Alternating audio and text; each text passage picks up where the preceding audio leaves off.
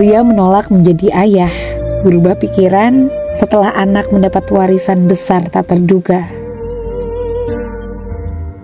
Jeremy menyangkal sebagai ayah dari anak mantan pacarnya, tetapi berubah pikiran setelah mengetahui tentang warisan jutaan dolar anak itu.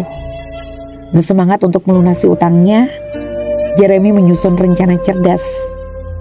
Tetapi hal-hal di luar kendalinya ketika mantan pacarnya tiba-tiba dilarikan ke rumah sakit. Jeremy berdiri di depan pintu mantan pacarnya Andrea. Dia telah mengundangnya untuk makan malam dan berkata dia ingin melakukan percakapan penting. Saat pintu terbuka, senyum malu muncul di bibir Jeremy. Hai, senang bertemu denganmu. Bagaimana kabarmu? Hai Jam, aku baik-baik saja. Terima kasih sudah mampir. Ayo masuk, jawab Andrea. Jeremy masuk hanya untuk dikejutkan oleh pemandangan di dapur. Seorang balita duduk di kursi anak di samping meja dapur dan terkikik.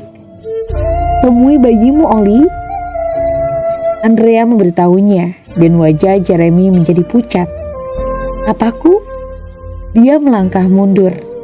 Dengar, aku tahu ini mengejutkanmu, tapi Oli adalah bayi kita. Aku mengetahui bahwa aku hamil hanya 2 minggu setelah kita putus.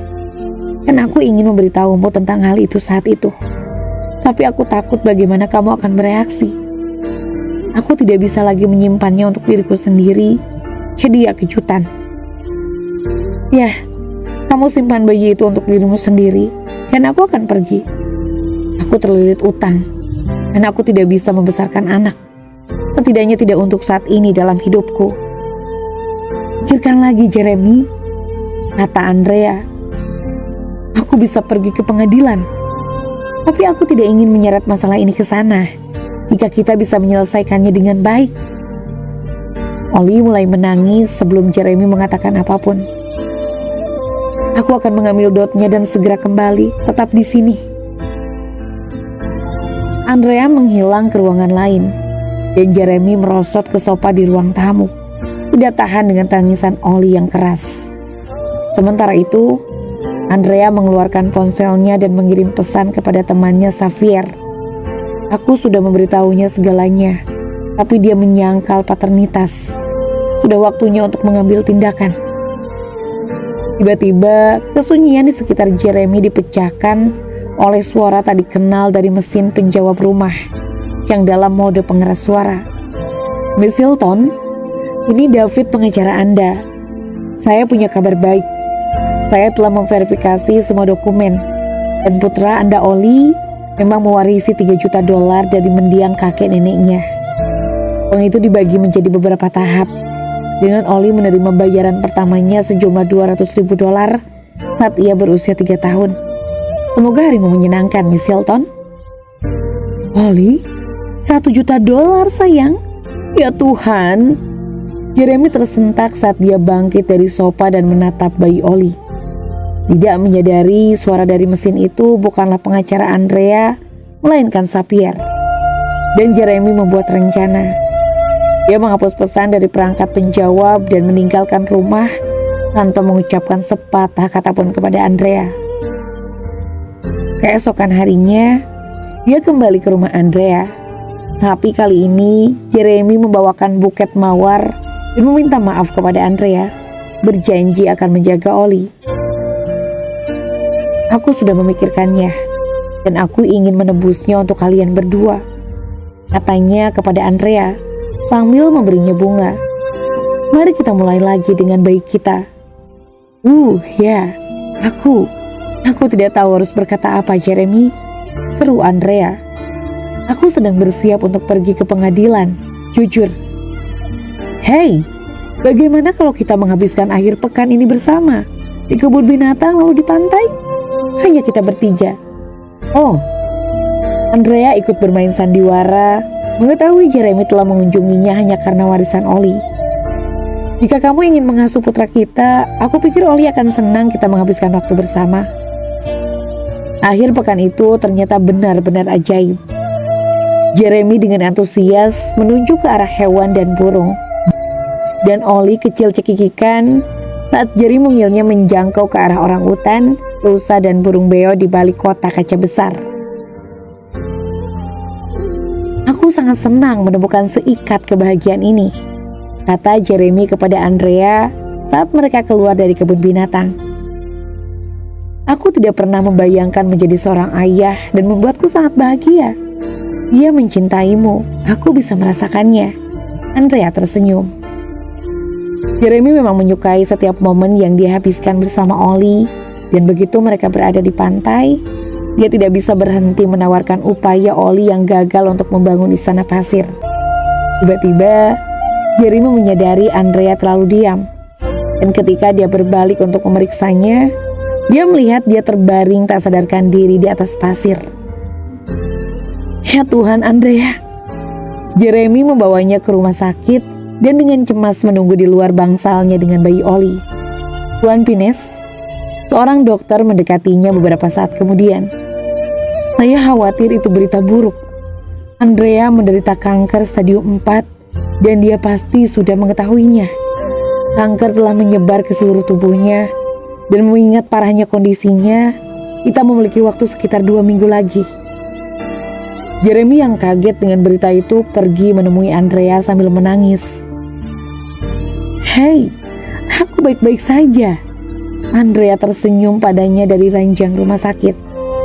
Dia telah berdamai dengan kematiannya yang akan datang dan tidak ingin Jeremy hancur. Kenapa kamu tidak memberitahuku? Dia bertanya meraih tangannya. Kita akan menghadapi ini bersama, oke? Oli, dia akan tumbuh dengan merasakan cintamu. Dia akan selalu tahu betapa kamu mencintainya. Setelah meninggalkan rumah sakit, Jeremy memulai proses hukum untuk mendapatkan hak asuh Oli. Tapi sebuah detail menarik perhatiannya ketika dia memeriksa dokumen. Golongan darah Oli tidak cocok denganku. Begitu juga dengan Andrea. Dia bukan milikku. Jeremy terguncang oleh kebenaran, tetapi dia memutuskan untuk menyimpannya untuk dirinya sendiri karena dia tidak bisa menyerah pada uang yang akan segera dia terima. 2 minggu kemudian, Andrea berangkat ke rumah surgawinya dan Jeremy harus menjaga Oli yang tidak kurang dari naik roller coaster untuk Jeremy. Oli merindukan Andrea dan amukan serta ledakannya terlalu berat untuk ditanggung Jeremy. Suatu pagi, dia terbangun karena bau popok kotor Oli dan tepat setelah dia menggantinya, Oli mengencingi dia. Au! Menjijikan sekali. Jeremy hampir menjatuhkan bayinya dengan jijik. Dia membuat Oli duduk di konter setelah mengganti popoknya lagi dan entah bagaimana berhasil memberinya makan. Kemudian dia meninggalkan Oli sendirian untuk mengurus cucian. Jangan berani-berani pindah dari sini, oke? Dia menunjukkan mata besar kepada bayi itu. Tapi ketika Jeremy kembali, jantungnya berhenti berdetak. Oli telah merangkak melintasi konter dan memegang sebungkus pil kosong. Jeremy tidak dapat mengingat apakah bungkusan itu telah kosong sebelumnya dan dilarikan ke rumah sakit bersama Oli. Anak berusia 2 tahun itu menjalani prosedur bilas lambung dan Jeremy menghela napas lega hanya ketika dokter memberitahu dia bahwa Oli baik-baik saja. Kamu hampir membuatku terkena serangan jantung, teman kecil, kata Jeremy pada bocah itu malam itu sambil menidurkannya. Aku tidak akan pernah memaafkan diriku sendiri jika sesuatu terjadi padamu. Setelah menidurkan Oli, Jeremy mengambil bir dari lemari es ketika telepon berdering mengganggunya. Itu adalah perwakilan bank yang memberitahu Jeremy bahwa dia kehabisan waktu untuk membayar utangnya. Malam itu, Jeremy mencari pengacara Andrea secara online dan memutuskan untuk menemuinya keesokan harinya. Terima kasih sudah datang Pak Pines, kata pengacara itu sambil menjabat tangan Jeremy. Sebenarnya saya khawatir ada kesalahpahaman, Pak. Tidak ada tanda-tanda warisan apapun yang berkaitan dengan putra Anda, Oli. Apa? Tapi bagaimana? Aku yakin ada kesalahan, bantah Jeremy. Saya dan rekan saya mendapat pesan dari seseorang bernama David tentang warisan putra saya. Pak, Anda satu-satunya David yang menjalankan hukum di kota ini. Ya, saya sudah meninjau semua dokumen, Pak, dan tidak ada bukti warisan apapun atas nama putra Anda. Tampaknya Anda telah ditipu. Jeremy bergegas keluar dari kantor pengacara dan pulang ke rumah. Bagaimana kamu bisa melakukan ini padaku, hah? Apakah ini rencanamu, Andrea? Untuk membodohiku? Dia memelototi langit-langit. Jeremy mengeluarkan ponselnya dan meminta bank memberinya lebih banyak waktu untuk melunasi utangnya. Saya berencana menggadaikan rumah ini dan membuat deposit yang signifikan, katanya kepada perwakilan bank. Kami mengerti Tuan Pines, tapi hanya seminggu yang bisa kami berikan kepada Anda. Silakan, serunya sambil menutup telepon. Bahkan jika aku menggadaikan rumah sialan ini, itu tidak akan cukup. Dan aku akan terjebak bekerja 2 shift selama beberapa dekade.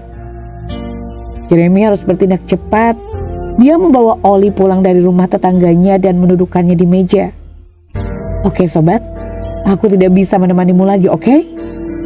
Bayi itu hanya menatap Jeremy. Tidak. Berhenti menatapku seperti itu. Jeremy menangis. Kamu dan aku, kita harus berpisah, sobat. Bukannya aku adalah temanmu. Kita harus menemukan jalan masing-masing. Kita harus mulai dari awal. Setengah jam kemudian, Jeremy berhenti di luar panti asuhan. Sambil menghela napas berat, Jeremy mengerahkan tenaga dan melangkah keluar dari mobil sambil menggenggam jari mungil Oli. Mata anak laki-laki kecil itu berbinar heran saat dia mengamati sekeliling. Dia senang, mengira itu seperti salah satu tamasya yang dia nikmati belum lama ini bersama orang tuanya. Saat mereka mendekati pintu, Jeremy tersentuh dengan kepolosan dan cinta. Ayah, Oli kecil berkicau kata pertamanya. Saat itu juga, sesuatu di dalam diri Jeremy meleleh dan hatinya hancur. Jeremy tidak bisa menahan air matanya. Dia memeluk Oli ke dalam pelukan erat ketika pintu terbuka dan seorang wanita menyapa Jeremy. Halo? Oh, aku mengerti kenapa kamu ada di sini. Lewat sini, tolong. Penerimaannya lewat sana. Ikuti aku, katanya. Pada saat yang rapuh itu, keheningan yang parah menggantung di udara selama 10 detik. Akhirnya Jeremy berkata, kamu tahu, maaf, sepertinya kita salah alamat. Semoga harimu menyenangkan. Dengan putra kecilnya digendong, Jeremy berbalik dan kembali ke mobilnya. Beritahu kami pendapat Anda tentang cerita ini dan bagikan dengan teman-teman Anda. Itu mungkin mencerahkan hari mereka dan menginspirasi mereka.